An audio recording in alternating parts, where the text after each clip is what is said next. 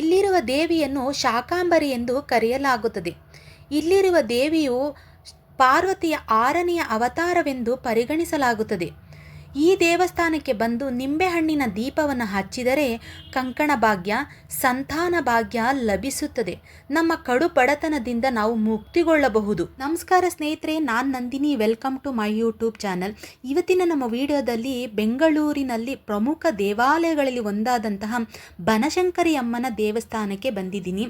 ಈ ದೇವಸ್ಥಾನದ ವಿಶೇಷತೆಗಳೇನು, ಈ ದೇವಸ್ಥಾನದ ಎಷ್ಟು ವರ್ಷದ ಇತಿಹಾಸವಿದೆ, ಮತ್ತು 6ನೇ ಅವತಾರದ ಪಾರ್ವತಿಯ 6ನೇ ಅವತಾರವಾದ ಬನಶಂಕರಿ ಅಮ್ಮನ ಯಾವ ರೀತಿ ನಾವು ಪೂಜೆ ಮಾಡಿದರೆ ನಮಗೆ ಅನುಗ್ರಹ ಸಿಗುತ್ತೆ ಅಂತ ಈ ವಿಡಿಯೋ ಮೂಲಕ ನಾನು ನಿಮಗೆ ತಿಳಿಸ್ಕೊಡ್ತೀನಿ. ವಿಡಿಯೋನ ಎಲ್ಲೂ ಸ್ಕಿಪ್ ಮಾಡಬೇಡಿ, ಲೈಕ್ ಕೊಟ್ಟು ಸಬ್ಸ್ಕ್ರೈಬ್ ಆಗೋದನ್ನ ಮರಿಬೇಡಿ. ತಾಯಿ ಪಾರ್ವತಿಯನ್ನ ಎಲ್ಲ ಜೀವಿಗಳ ಮೂಲ ಎಂದು ಪರಿಗಣಿಸಲಾಗುತ್ತದೆ. ಪಾರ್ವತೀ ದೇವಿಯ 6ನೇ ಅವತಾರವೇ ಬನಶಂಕರಿ ಅಮ್ಮ. ಬೆಂಗಳೂರಿನ ಅತ್ಯಂತ ಶ್ರೀಮಂತ ದೇವಾಲಯ ಎಂಬ ಹೆಗ್ಗಳಿಕೆಗೆ ಈ ದೇವಸ್ಥಾನ ಕೂಡ ಸೇರಿದೆ. ಪ್ರತಿದಿನ ಅಪಾರ ಸಂಖ್ಯೆ ಭಕ್ತರು ಭೇಟಿ ನೀಡುವ ಪ್ರಸಿದ್ಧ ಸ್ಥಳವಾಗಿದೆ. ಶಕ್ತಿ ಮಾತೆ ದುರ್ಗೆಯ ಅವತಾರವಾಗಿರುವ ಬನಶಂಕರಿ ಅಮ್ಮನನ್ನು ನಾವು ಪೂಜಿಸುವುದರಿಂದ ನಮ್ಮ ಕಷ್ಟಗಳೆಲ್ಲ ದೂರವಾಗುತ್ತದೆ. ಬಡತನದ ಕಪಿಮುಷ್ಟಿಯಿಂದ ನಮಗೆ ಮುಕ್ತಿ ಸಿಗುತ್ತದೆ. ದೇವಿಯನ್ನು ನಾವು ಪ್ರಾಮಾಣಿಕತೆಯಿಂದ, ನಂಬಿಕೆ ಮತ್ತು ಭಕ್ತಿಯಿಂದ ನಾವು ಪ್ರಾರ್ಥಿಸಿದರೆ ಭಕ್ತರ ಎಲ್ಲ ಆಸೆಗಳನ್ನು ಕೂಡ ಪೂರೈಸುತ್ತಾಳೆ. ಮತ್ತು ಅವರ ಬಳಿಗೆ ಬರುವ ಪ್ರತಿಯೊಬ್ಬರಿಗೂ ತನ್ನ ಅನುಗ್ರಹವನ್ನು ನೀಡುತ್ತಾಳೆ ಬನಶಂಕರಿ ಅಮ್ಮ. ಈ ದೇವಸ್ಥಾನಕ್ಕೆ ಸುಮಾರು 106 ವರ್ಷಗಳಾಗಿದೆ ಈ ದೇವಸ್ಥಾನವನ್ನು ಕಟ್ಟಿ. ಬನಶಂಕರಿ ಅಮ್ಮನ ಮೂಲ ಸ್ಥಾನ ಇರುವುದು ನಿಮಗೆಲ್ಲ ಗೊತ್ತು, ಬಾದಾಮಿಯಲ್ಲಿ. ಆದರೆ ಎಲ್ಲ ಭಕ್ತಾದಿಗಳು ಅಷ್ಟು ದೂರ ಹೋಗಿ ದರ್ಶನವನ್ನು ಯಾರೆಲ್ಲ ಮಾಡೋಕ್ಕಾಗೋದಿಲ್ವೋ ಅಂಥವರು ಈ ಬೆಂಗಳೂರಿನಲ್ಲಿರುವಂತಹ ಬನಶಂಕರಿ ಅಮ್ಮನ ದೇವಸ್ಥಾನಕ್ಕೆ ಬಂದು ಇಲ್ಲಿ ಪೂಜೆ ಮಾಡುವುದು ಮತ್ತು ಅವರ ಮನೆ ದೇವರಾಗಿರೋರು ಇಲ್ಲಿ ನಡ್ಕೊತಾರೆ. ಹೀಗೆ ಬಸಪ್ಪ ಶೆಟ್ಟಿ ಅನ್ನೋರು ಪ್ರತಿ ವರ್ಷ ಕುಲದೇವರ ಅಮ್ಮನ ದರ್ಶನವನ್ನು, ಬನಶಂಕರಿ ಅಮ್ಮನ ದರ್ಶನವನ್ನು ಪಡಿತಾ ಇರ್ತಾರೆ. ಅವರು ಅನಾರೋಗ್ಯದಿಂದ ಕುಲದೇವರ ದರ್ಶನಕ್ಕೆ ಹೋಗಲಾಗದೇ ಇದ್ದುದರಿಂದ ದೇವಿಯನ್ನು ಅವರು ಪ್ರಾರ್ಥಿಸಿಕೊಳ್ತಾರೆ. ಆವಾಗ ಬಾದಾಮಿಯ ಶ್ರೀ ಬನಶಂಕರಿ ಅಮ್ಮ ಕನಸಿನಲ್ಲಿ, ಸ್ವಪ್ನದಲ್ಲಿ ಕಾಣಿಸಿಕೊಂಡು ಬಾದಾಮಿ ಕ್ಷೇತ್ರಕ್ಕೆ ಬಂದು ತನ್ನ ಮೂರ್ತಿಯನ್ನು ಪಡೆದುಕೊಂಡು ಹೋಗಲು ಅವರು ತಿಳಿಸುತ್ತಾರೆ ಕನಸಿನಲ್ಲಿ ಬಂದು. ಅದರಂತೆ ಅವರು ಯಾರು ಬಸಪ್ಪ ಶೆಟ್ಟಿಯವರು ಬಾದಾಮಿಯ ಕ್ಷೇತ್ರಕ್ಕೆ ತೆರಳಿ ಅಲ್ಲಿರುವ ಅರ್ಚಕರು ನೀಡಿದಂತಹ ಬನಶಂಕರಿ ಅಮ್ಮನ ಮೂರ್ತಿಯನ್ನು ತಂದು ಈಗ ಪ್ರಸ್ತುತ ದೇವಾಲಯದಲ್ಲಿ ಈ ಸ್ಥಳದಲ್ಲಿ ಇಟ್ಟು ಪೂಜಿಸುತ್ತಾರೆ. ನಂತರ ಅವರ ಮಕ್ಕಳಾದ ಸೋಮಣ್ಣ ಶೆಟ್ಟಿ ಅನ್ನುವರು ಈ ದೇವಾಲಯವನ್ನು 1915ರಂದು ನಿರ್ಮಿಸಿ ತಾಯಿ ಶಕ್ತಿ ಸ್ವರೂಪಿಣಿ ಸಿಂಹವಾಹಿನಿಯಾದ ಬನಶಂಕರಿ ಅಮ್ಮನನ್ನು ಪ್ರತಿಷ್ಠಾಪಿಸುತ್ತಾರೆ. ಬನ್ನಿ ಸ್ನೇಹಿತರೆ, ತಡ ಮಾಡದೆ ನಾವು ತಾಯಿ ಬನಶಂಕರಿ ಅಮ್ಮನ ದರ್ಶನವನ್ನು ಮಾಡೋಣ. ಇಲ್ಲಿ ಫ್ರೀ ದರ್ಶನ ಅಂತಲೂ ಕೂಡ ಇದೆ, ಧರ್ಮ ದರ್ಶನ ಕೂಡ ಹೋಗ್ಬೋದು. ವಿಶೇಷ ದಿನಗಳಲ್ಲಿ 50 ರೂಪಾಯಿ ಟಿಕೆಟು ಕೂಡ ಇರುತ್ತೆ. ಮೊದಲಿಗೆ ನಾವು ದೇವಸ್ಥಾನದ ಒಳಗಡೆ ಹೋದಾಗ ವಿಘ್ನ ವಿನಾಯಕನ ಒಂದು ವಿಗ್ರಹವನ್ನು ಇಡಲಾಗಿದೆ ಅಮ್ಮನ ದೇವಸ್ಥಾನದ ಪಕ್ಕದಲ್ಲಿ.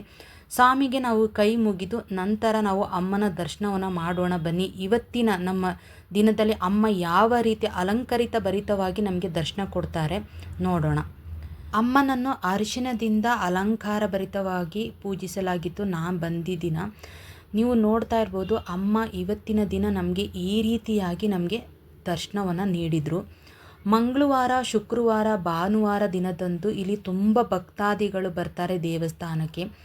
ಅದಲ್ಲದೆ ಬೇರೆ ದಿನಗಳಲ್ಲಿ ನೀವು ಬಂದರೆ ಅಷ್ಟು ಜನ ಇರೋದಿಲ್ಲ. ಆದರೆ ಭಕ್ತಾದಿಗಳು ಪ್ರತಿನಿತ್ಯ ಈ ದೇವಸ್ಥಾನಕ್ಕೆ ಬರ್ತಾನೇ ಇರ್ತಾರೆ, ಅಮ್ಮನ ಅನುಗ್ರಹವನ್ನು ಪಡ್ಕೊತಾನೇ ಇರ್ತಾರೆ. ಹಾಗಾಗಿ ಪ್ರತಿದಿನ ಕೂಡ ಇಲ್ಲಿ ಭಕ್ತಾದಿಗಳ ಸಂಖ್ಯೆ ಹೆಚ್ಚಾಗಿರುತ್ತೆ. ವಾರದ 3 ದಿನಗಳಲ್ಲಿ ಮಾತ್ರ, ಮಂಗಳವಾರ, ಶುಕ್ರವಾರ ಮತ್ತು ಭಾನುವಾರಗಳಲ್ಲಿ ಮಾತ್ರ ಭಕ್ತಾದಿಗಳು ಹೆಚ್ಚು ಸಂಖ್ಯೆಯಲ್ಲಿ ಈ ದೇವಸ್ಥಾನಕ್ಕೆ ಭೇಟಿ ನೀಡ್ತಾರೆ. ಈ ದೇವಸ್ಥಾನದಲ್ಲಿ ಇನ್ನೊಂದು ವಿಶೇಷತೆ ಏನೆಂದರೆ ತಾಯಿ ದೇವಿಯನ್ನು ರಾಹುಗಾಲದಲ್ಲಿ ಇಲ್ಲಿ ಪೂಜಿಸಲಾಗುತ್ತೆ. ಸಾಮಾನ್ಯವಾಗಿ ರಾಹುಗಾಲದಲ್ಲಿ ಯಾವುದೇ ದೇವತೆಗಳನ್ನು ಪೂಜಿಸಲಾಗುವುದಿಲ್ಲ.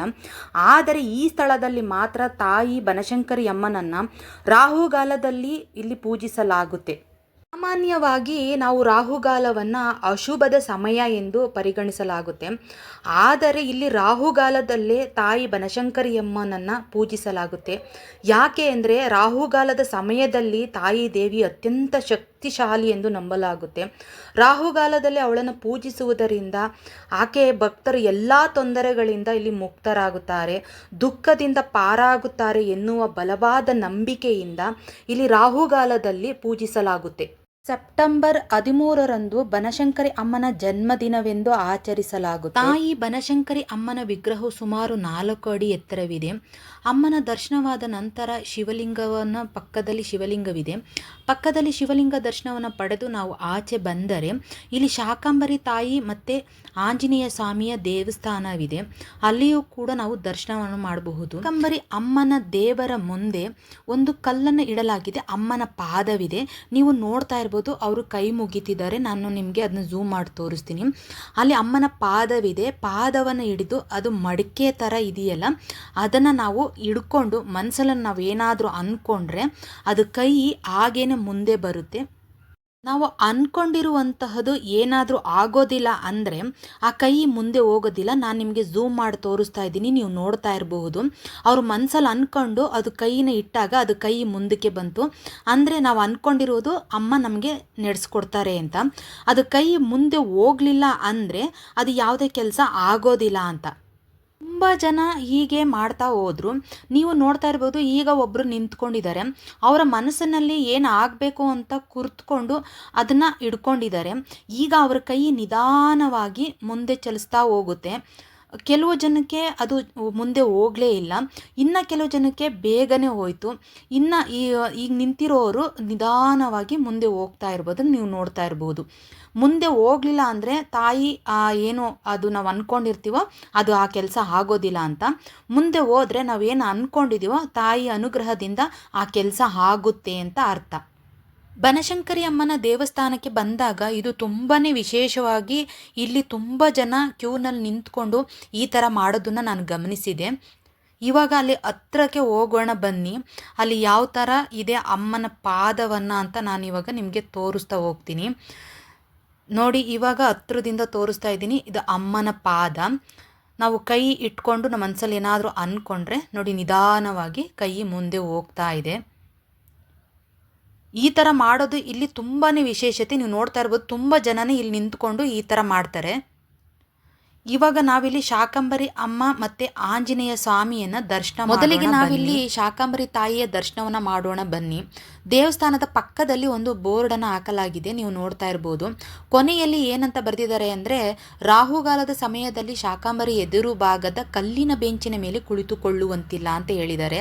ಅಂದರೆ ರಾಹುಗಾಲದಲ್ಲಿನೇ ತಾಯಿ ಜಗನ್ಮಾತೆ ಶಕ್ತಿ ದೇವತೆ ಆಗಿರೋದ್ರಿಂದ ತಾಯಿಯ ಮುಂದೆ ಕುಳಿತುಕೊಳ್ಳುವಂತಿಲ್ಲ ಅಂತ ಇಲ್ಲಿ ಒಂದು ಬೋರ್ಡ್ ಹಾಕಲಾಗಿತ್ತು. ತಾಯಿ ಜಗನ್ಮಾತೆ ಉಯ್ಯಾಲೆ ಮೇಲೆ ಕೂರಿಸಿ ಶಾಕಂಬರಿ ತಾಯಿಯನ್ನು ಇಲ್ಲಿ ಪೂಜಿಸಲಾಗುತ್ತೆ. ಶಾಕಂಬರಿ ತಾಯಿಯ ದರ್ಶನವಾದ ಮೇಲೆ ಇಲ್ಲಿ ಆಂಜನೇಯ ಸ್ವಾಮಿಯನ್ನು ಇಡಲಾಗಿದೆ. ನೀವು ಆಂಜನೇಯ ಸ್ವಾಮಿನೂ ಕೂಡ ಇಲ್ಲಿ ಪೂಜಿಸಬಹುದು. ಶಾಕಂಬರಿ ಮತ್ತು ಆಂಜನೇಯ ಸ್ವಾಮಿಯ ಮುಂಭಾಗದಲ್ಲಿ ಇಲ್ಲಿ ನಿಂಬೆಹಣ್ಣಿನ ದೀಪ ಹಚ್ಚೋದಕ್ಕೆ ಸುಮಾರು ಜಾಗವಿದೆ. ಇಲ್ಲಿ ನಿಂಬೆಹಣ್ಣಿನ ದೀಪವನ್ನು ಹಚ್ಚಬಹುದು. ಅಂದರೆ ಇಲ್ಲಿ 15 ವಾರ ಬಂದು ತಾಯಿಯ ದೇವರ ದರ್ಶನವನ್ನು ಪಡೆದು ನಿಂಬೆಹಣ್ಣನ್ನು ಹಚ್ಚಬಹುದು. ಇಲ್ಲಿ ಮದುವೆ ಆಗದಿರುವವರು ಕಂಕಣ ಭಾಗ್ಯಕ್ಕಾಗಿ 9 ನಿಂಬೆಹಣ್ಣನ್ನು ಹಚ್ಚಬಹುದು. ಇನ್ನು ಮಕ್ಕಳು ಬೇಕು, ಸಂತಾನ ಬೇಕು ಅನ್ನೋವರು 5 ನಿಂಬೆಹಣ್ಣನ್ನು 15 ವಾರ ಹಚ್ಚಬೇಕು. ಇನ್ನು ನಮ್ಮ ಕಷ್ಟ ಕಾರ್ಪಣ್ಯಗಳೆಲ್ಲ ದೂರವಾಗಬೇಕು ಅನ್ನೋದಾದರೆ 21 ನಿಂಬೆಹಣ್ಣನ್ನು 15 ವಾರ ಹಚ್ಚಬೇಕು.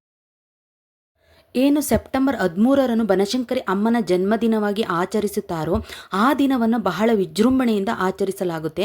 ಡಿಸೆಂಬರ್ ಅಂತ್ಯದಲ್ಲಿ ಜನವರಿಯ ಮೊದಲ ವಾರದಲ್ಲಿ ಪುಷ್ಯ ಮಾಸದಲ್ಲಿ ವಾರ್ಷಿಕೋತ್ಸವ ಆಚರಣೆಯನ್ನು ಇಲ್ಲಿ ಮಾಡಲಾಗುತ್ತೆ. ಹಾಗೆ ವಾರ್ಷಿಕ ಜಾತ್ರೆಯನ್ನು ಕೂಡ ಇಲ್ಲಿ ನಡೆಸಲಾಗುತ್ತೆ. ಇನ್ನು ದಸರಾ ಸಂದರ್ಭದಲ್ಲಿ ತಾಯಿ ಬನಶಂಕರಿ ಅಮ್ಮನಿಗೆ ನವರಾತ್ರಿಯ ದಿನದಂದು ವಿಶೇಷವಾದ ಪೂಜೆಯನ್ನು ಇಲ್ಲಿ ನಡೆಸಲಾಗುತ್ತೆ. ನವರಾತ್ರಿಯ ದಿನಗಳಲ್ಲಿ ಅಮ್ಮನಿಗೆ ವಿಶೇಷವಾದ ಅಲಂಕಾರವನ್ನು ಇಲ್ಲಿ ನಡೆಸಲಾಗುತ್ತೆ. ಹಾಗೆ ಹೋಮ ಹವನಾದಿಗಳನ್ನು ಇಲ್ಲಿ ನೆರವೇರಿಸಲಾಗುತ್ತೆ. ಇನ್ನು ಈ ದೇವಾಲಯದ ಬನದ ಹುಣ್ಣಿಮೆ ಎಂದು ಜಾತ್ರಾ ಮಹೋತ್ಸವವನ್ನು ನಡೆಸಲಾಗುತ್ತೆ. ಪ್ರತಿ ವರ್ಷ ಭಾದ್ರಪದ ಶುದ್ಧ ಹುಣ್ಣಿಮೆಯ ದಿನದಂದು ಜನ್ಮೋತ್ಸವವನ್ನು ನಡೆಸುತ್ತಾರೆ. ಇನ್ನು ನೀವು ಈ ದೇವಸ್ಥಾನಕ್ಕೆ ಬರುವುದಾದರೆ ಈ ದೇವಸ್ಥಾನ ಬೆಳಿಗ್ಗೆ 6 ಗಂಟೆಯಿಂದ ಮಧ್ಯಾಹ್ನ 1 ಗಂಟೆ ಮತ್ತು ಸಂಜೆ 4:30ರಿಂದ ರಾತ್ರಿ 8-9 ಗಂಟೆವರೆಗೂ ಇದು ತೆರೆದಿರುತ್ತದೆ. ಇನ್ನು ವಿಶೇಷವಾದ ದಿನಗಳಲ್ಲಿ ಇದು ಪೂರ್ತಿ ದಿನ ಇದು ತೆರೆದಿರುತ್ತದೆ. ನೀವು ನೋಡ್ತಾ ಇರುವಂತಹ ಜಾಗದಲ್ಲಿ ನೀವು ನಿಂಬೆಹಣ್ಣಿನ ದೀಪವನ್ನು ಏನಾದರೂ ಹಚ್ಚೋದಾದರೆ ಇಲ್ಲಿ ನೋಡ್ತಾ ಇದ್ದೀರ ಜನಗಳೆಲ್ಲ ಇಲ್ಲಿ ನಿಂಬೆಹಣ್ಣನ್ನು ತಂದು ಅಲ್ಲಿ ತುಪ್ಪದ ಬತ್ತಿಯನ್ನು ಹಾಕಿ ಶಾಕಾಂಬರಿ ಅಮ್ಮನ ಮುಂದೆ ಇಲ್ಲಿ ತಂದು ಹಚ್ತಾರೆ. ಇಲ್ಲ ಅನ್ನೋದಾದರೆ ಇಲ್ಲಿ ಹೊರಗಡೆ ಮಾರ್ತಾ ಇರ್ತಾರೆ, ಅಲ್ಲಿ ದುಡ್ಡು ಕೊಟ್ಟು ಕೂಡ ನೀವು ಬತ್ತಿಗಳನ್ನ ತಂದು ಅಮ್ಮನ ಮುಂದೆ ನೀವು ಹಚ್ಚಬಹುದು. ಈ ದೇವಸ್ಥಾನಕ್ಕೆ ಬಂದರೆ ಇಲ್ಲಿ ಅನ್ನದಾಸೋಹ ಕೂಡ ನಡೆಯುತ್ತೆ. ನೀವು ಅನ್ನದಾಸೋಹ ಕೂಡ ನೀವು ಮಾಡ್ಕೊಂಡು ಬರಬಹುದು.